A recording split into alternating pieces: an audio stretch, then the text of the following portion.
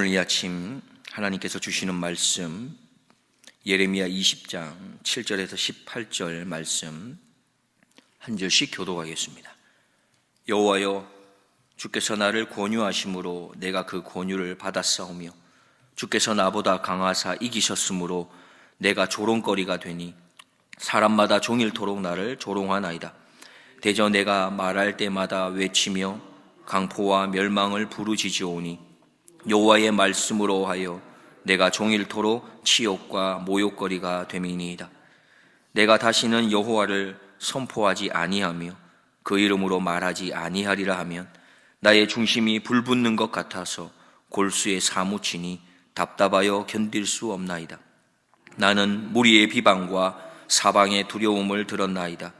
그들이 이르기를 고소하라, 우리도 고소하리라 하오며 나의 친한 벗도 다 나의 타락하기를 기다리며 피차 이르기를 그가 혹시 유혹을 받으리니 우리가 그를 이기어 우리 원수를 갚자 하나이다.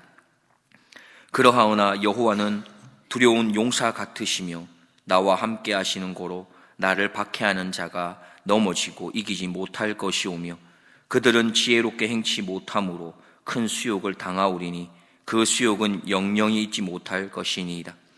의인을 시험하사 그 폐부와 심장을 보시는 만군의 여호와여, 나의 사정을 주께 아뢰었사온즉 주께서 그들에게 보수하심을 나로 보게 하옵소서. 여호와께 노래하라, 너희는 여호와를 찬양하라. 가난한 자의 생명을 행악자의 손에서 구원하셨음이니라.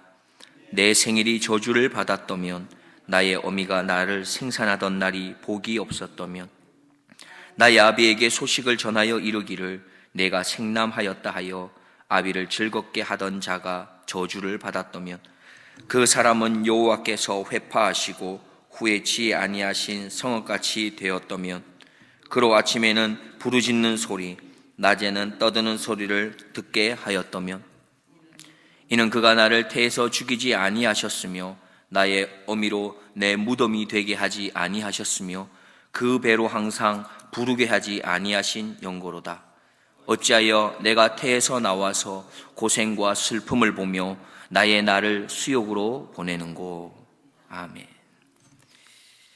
오늘 본문 7절과 8절에서 예레미야는 이렇게 말하고 있습니다. 하나님께서 나에게 나타나셨고 그 하나님께서 나를 부르셔서 세우셨기에, 또한 하나님의 주권과 그 큰 힘이 내가 거절할 수 없는 것이기에 나는 그 부르심을 따라서 선지자가 되었습니다. 그리고 그 부르신 자로서, 부름에 합당한 자로서 하나님께서 선포하라고 말씀하시는 그 말씀을 순종함으로 말씀을 전하는데, 나에게 돌아오는 것은 조롱이었습니다. 나에게 돌아온 것은 치욕과 모욕거리였습니다. 나는 말씀에 순종하여서 그렇게 나아갔지만 결국 나에게 돌아온 것은 조롱과 치욕과 모욕거리입니다 라고 말합니다. 그러면서 자신의 마음에 그 답답한 마음, 그 속상한 마음을 여호와 하나님께 쏟아내고 있습니다. 그리고 난 이후에 곧장 9절 말씀을 보면 예레미야의 마음에 일어나고 있는 이 조롱, 수치, 그 모욕당하는 것 때문에 나타나는 그 속상한 마음이 아니라 또 다른 하나의 마음의 움직임을 소개하고 있습니다. 조롱과 수치로 인해서 마음이 심히 힘든 것 못지않게, 어쩌면 조롱과 수치로 인해서 마음에 번민이 일어나는 이 괴로움보다도 더 강력하게 마음을 흔들며 요동치게 하는 그것을 이야기합니다. 9절 말씀을 함께 보겠습니다. 내가 다시는 여호와를 선포하지 아니하며 그 이름으로 말하지 아니하리라 하면 나의 중심이 불붙는 것 같아서 골수에 사무치니 답답하여 견딜 수 없나이다. 지금 예레미야의 마음은 두 가지 마음이 서로 충돌하고 있습니다. 하나님의 말씀대로 순종함으로써 겪게 되는 수치, 조롱, 그것으로 인한 속상한 마음이 한 가지의 마음이며, 또 하나는 수치나 조롱을 피하기 위해서 하나님의 말씀을 전하지 않으려고 했을 때에 겪게 되는, 바로 마음속에 일어나는 바로 진리의 말씀을 선포해야만 한다라고 하는 그 불붙는 뜨거운 마음인 것입니다. 그리스도인의 삶이란 우리는 빛과 소금의 삶이라고 우리는 예수님을 통해서 우리는 들었습니다. 빛의 삶은 자신에게 나오는 이 빛을 통해서 주변에 있는 것들을 환하게 비추는 삶입니다. 빛은 자신에게 있는 그 무엇인가를 가지고 태우고, 또 자신에게 있는 그 무엇인가를 희생하면서 주변을 환하게 비추는 삶입니다. 나에게 있는 그 무엇인가를 희생하고 소비하고 내어주면서 주변 사람에게 도움이 되는 삶입니다. 소금도 마찬가지입니다. 자신이 희생하고, 아니 자신이 아예 없어져서 그렇게 다른 것의 가치를 높이고 다른 것을 더 빛나게 만드는 삶입니다. 소금의 희생을 통해서 우리가 먹게 되는 대부분의 음식은 제대로 된 맛을 내지요, 그리고 그 음식의 가치를 얼마나 높여주는지를 모릅니다. 빛과 소금인 그리스도인의 삶은 자신에게 있는 것을 내어주는 삶, 희생함으로써 자신이 드러나는 삶이 아니라 오히려 나를 통해 내 주변을 빛나게 하고 내 주변을 살맛나게 하며 내 주변을 맛있게 하는 삶입니다.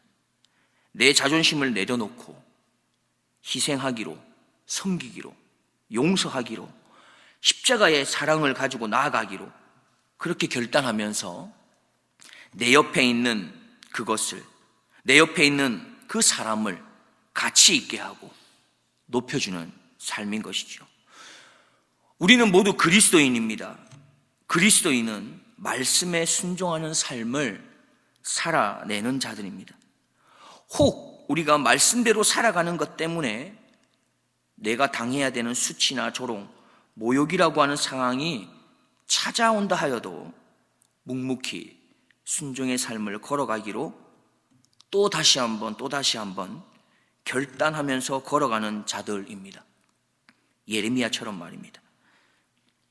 그런데 오늘 본문 말씀을 보면 예레미야의 마음은 끊임없이 번민하고 있는 것을 알 수 있습니다. 앞서 살펴본 7절과 8절에서 하나님의 그 주권을 인정하면서도 그 가운데 겪게 되는 힘든 것 때문에 그는 자신의 그 답답한 마음을 어떻게 하지 못해서 하나님께 쏟아내고 있는 것이죠. 그리고는 또 곧장 9절에서는 또다시 하나님의 말씀이 내 안에서 뜨겁게 역사하고 있어서 내 마음이 그렇게 불붙는 것 같아서 말씀을 전하지 않고는 견딜 수 없다고 그 하나님의 붙드심을 또 선포하고 있습니다. 그런데 곧장 또 어떻게 합니까? 또 그의 마음은 번민합니다. 10절을 보면은 자신의 그 답답한 마음을 또 토해냅니다. 나의 가까운 친구들까지라도 내가 넘어지기만을 기다리고 있습니다. 보복하려고 합니다. 그러면서 그 답답한 마음을 또 이야기하죠. 근데 곧장 11절에 또 마음의 변화가 일어납니다. 하나님의 능력을 선포하지요. 뭐라고 합니까? 주님은 자신의 옆에 계시며 그 옆에 계신 힘센 용사라고 말합니다. 자신을 박해했던 사람들은 그렇기 때문에 실패할 것이고 쓰러질 것이라고 말하죠. 그러면서 13절에 이렇게 선포합니다. 악한 권세로부터 건져주실 능력 많으신 그 하나님을 찬양하자고, 경배하자고, 그러면서 하나님의 능력을 선포합니다. 그런데 또 변화가 일어납니다. 14절 이하 18절 말씀을 보면 예레미야는 자신의 출생까지 저주하고 있습니다. 14절에 내 생일이 저주를 받았다면, 나의 어미가 나를 생산하던 날이 복이 없었다면, 17절 18절을 보면 자신을 어머니의 태에서 왜 죽이지 않으셨냐고 하면서 하나님을 향하여 원망 섞여 있는 하소연을 합니다. 자신이 태어나지 않았다면 지금 이렇게 당하고 있는 고생이나 슬픔이나 수욕이 없었을 것인데 왜 나를 이렇게 태어나게 하셔서 이렇게 힘들게 하시냐고 하나님께 토로하는 것이죠.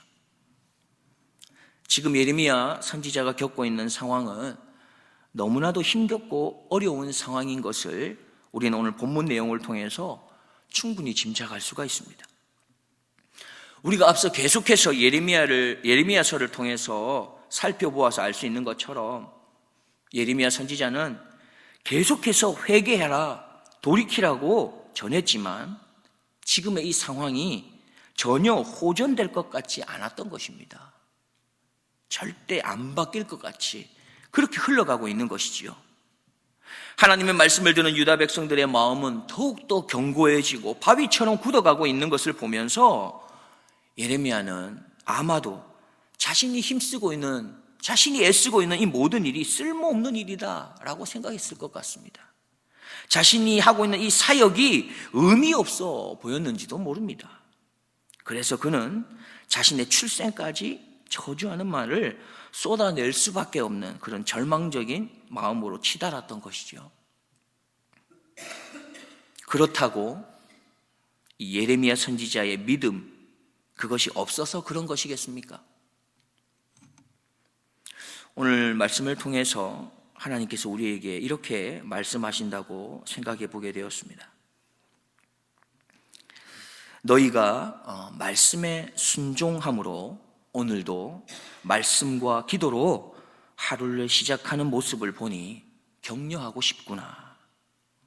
또한 너희가 말씀에 순종하기 위해서 복음을 위해, 한 영혼의 구원을 위해서 빛과 소금으로서 혹은 그 일을 감당하며 수치와 모욕 자리에까지 이른다 해도 그렇게 살아내기로 다시금 결단하고 일어서는 너희들의 모습을 보면서 힘과 용기를 주며 또 격려해 주고 싶구나 말씀하십니다.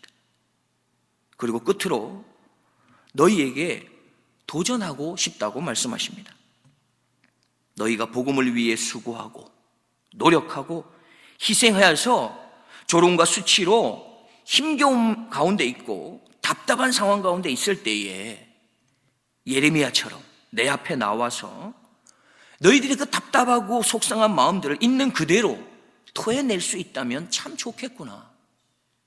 그러면 내가 너희에게 다시금 위로를 또 용기를 또 큰 능력으로 채워주고 싶단다 라고 말씀하십니다.